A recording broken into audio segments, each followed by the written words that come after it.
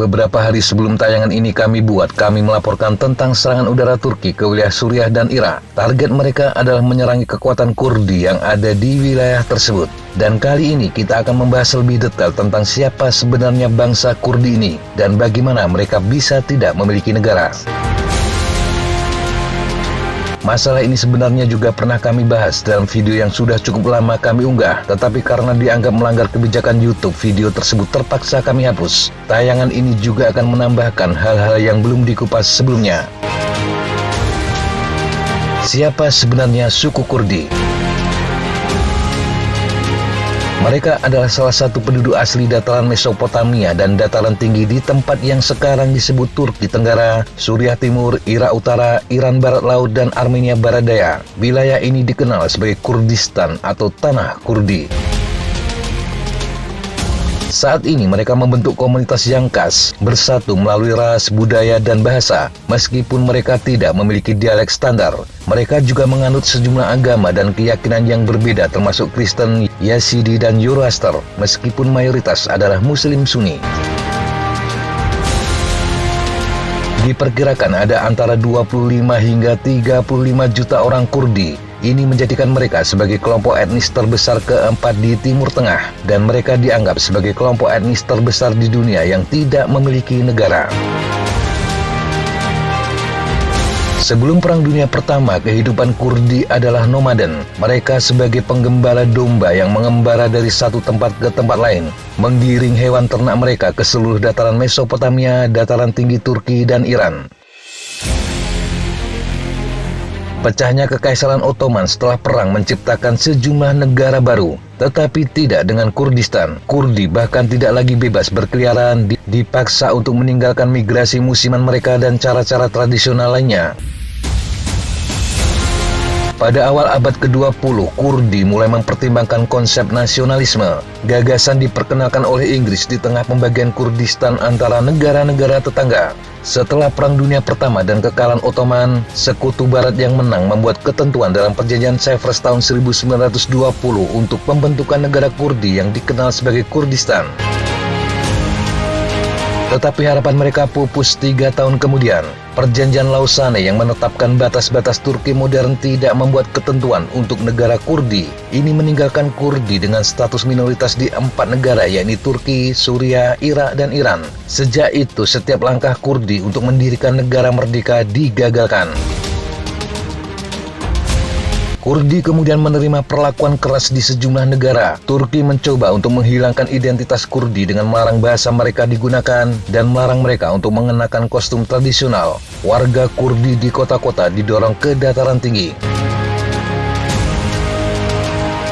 Di Irak, Kurdi telah menghadapi situasi yang serupa. Setelah Kurdi mendukung Iran dalam Perang Iran-Irak 1980 hingga 1988, Saddam Hussein membalas meratakan desa-desa dan menyerang petani dengan senjata kimia. Kurdi memberontak lagi setelah Perang Teluk Persia hanya untuk dihancurkan lagi oleh pasukan Irak. Saat itu, Amerika Serikat mencoba untuk menciptakan tempat yang aman bagi orang-orang Kurdi di Irak. Caranya dengan melakukan zona larangan terbang.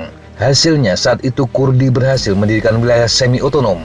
Perang Teluk Kedua yang menggulingkan Saddam Hussein memungkinkan mereka untuk mengkonsolidasikan keuntungan tersebut di wilayah yang sebagian besar otonom di Irak Utara. Di sisi lain, mereka juga menghadapi masalah internal. Dengan jumlah sekitar 30 juta, Kurdi di berbagai negara hampir tidak bersatu.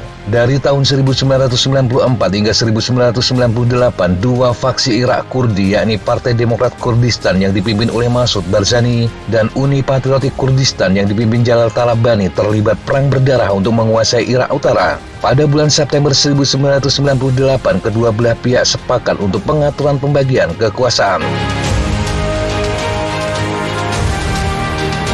Sementara itu, Partai Pekerja Kurdistan atau PKK melakukan pemberontakan di Turki Tenggara. Mereka menolak keputusan Kurdi Irak untuk membentuk pemerintah daerah di dalam Irak. PKK meyakini setiap negara Kurdi merdeka harus menjadi tanah air bagi semua orang Kurdi.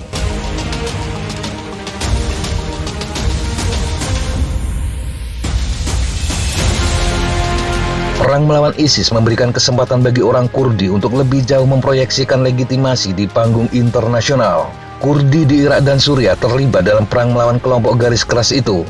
Ribuan orang Kurdi tewas dalam pertempuran, tetapi perannya dalam membantu melenyapkan ISIS membuat mereka mendapatkan reputasi global sebagai salah satu pasukan darat paling efektif melawan kelompok bersenjata.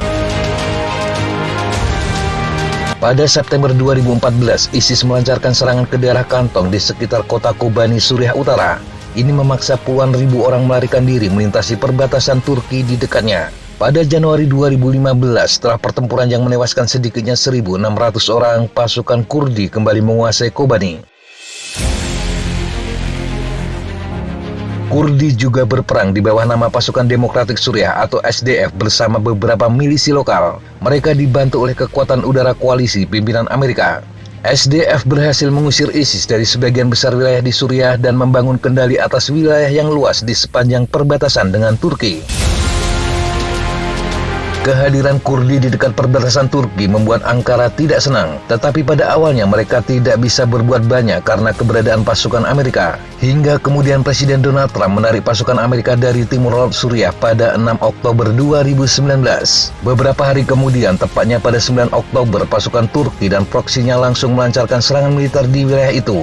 Mereka mencoba mendorong mundur milisi pimpinan Kurdi yang sebelumnya didukung oleh Amerika. Untuk melihat naik turunnya hubungan Kurdi dengan Turki, mari kita lihat daftar peristiwa penting ini. Tahun 1923, Turki diakui sebagai negara merdeka. Di bawah ketentuan Perjanjian Lausanne, Turki tidak lagi diharuskan untuk memberikan otonomi kepada Kurdi. Penduduk Kurdi kemudian terbagi atas Turki, Irak, Suriah, dan Iran. Tahun 1978, Partai Pekerja Kurdistan atau PKK didirikan untuk memperjuangkan kemerdekaan Kurdi di Turki. Tahun 1991, didorong oleh Amerika setelah Perang Teluk, Kurdi Irak memberontak melawan Presiden Irak Saddam Hussein. Selama pemerintahan Saddam, ratusan ribu orang Kurdi terbunuh atau hilang. Tahun 1993, Turki tidak mengakui hak-hak Kurdi dan partai-partai politik Kurdi tetap dilarang. Darurat militer diberlakukan untuk meredam pemberontakan. Tahun 2007, Turki melancarkan serangan darat dan udara terhadap PKK di Kurdistan, Irak. Sementara Iran menyerang pangkalan pemberontak Kurdi. Hingga 2011 dan 2012, serangan Turki terhadap PKK berlanjut. Tahun 2015, pada bulan Maret, salah satu pendiri PKK, Abdullah Öcalan, mengumumkan gencatan senjata dan memerintahkan pemindahan pejuang Kurdi dari Turki. 6 bulan kemudian, gencatan senjata itu runtuh. Tahun 2015, Pasukan Demokratik Suriah atau SDF yang sangat didukung oleh pejuang Kurdi dibentuk sebagai bagian dari kampanye untuk mengalahkan ISIS di Suriah. SDF didukung oleh Amerika. Tahun 2016 hingga 2017, SDF mengamankan kemenangan yang menentukan di benteng-benteng utama ISIS, termasuk Raqqa yang dideklarasikan ISIS sebagai ibu kota mereka. Tahun 2019, SDF merebut kota Baghuz pada 19 Maret, sebuah kemenangan yang menurut Amerika menandai berakhirnya kekuasaan ISIS di wilayah tersebut. Tahun 2019, Presiden Amerika Donald Trump mengumumkan pada 6 Oktober penarikan pasukan Amerika dari timur laut Suriah. Ini memungkinkan Turki untuk melakukan operasi militernya sendiri di wilayah tersebut. Masih pada tahun 2019, pada 9 Oktober, pasukan Turki dan proksi mereka melancarkan serangan militer di wilayah tersebut terhadap SDF. Hingga kemudian pada 17 Oktober 2019, Turki menyetujui kesepakatan gencatan senjata yang ditengahi Amerika. Dalam perjanjian itu, Ankara setuju menangguhkan sementara operasi militernya di Suriah untuk memungkinkan pasukan Kurdi mundur dari zona aman yang ditentukan. Tahun 2022, Turki kembali menyerang Kurdi di Suriah dengan menggelar berbagai operasi bersandi klau atau cakar. Terakhir, operasi yang digelar disebut sebagai Cakar Pedang. Sebagai catatan, sebelum tahun 2011, orang Kurdi di Suriah tidak memiliki hak dan dianggap sebagai warga negara kelas 2. Kebanyakan dari mereka ditolak kewarganegaraannya.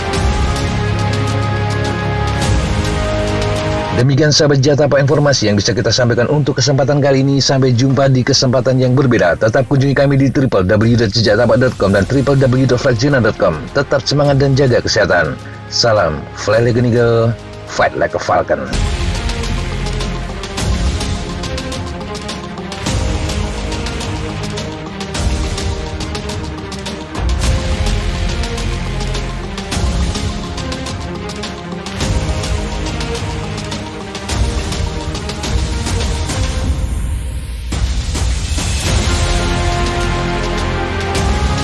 Looks like that's all I'm going to take today. Okay, sir. Thanks for coming and good flight. Hey, thank you guys. Appreciate it.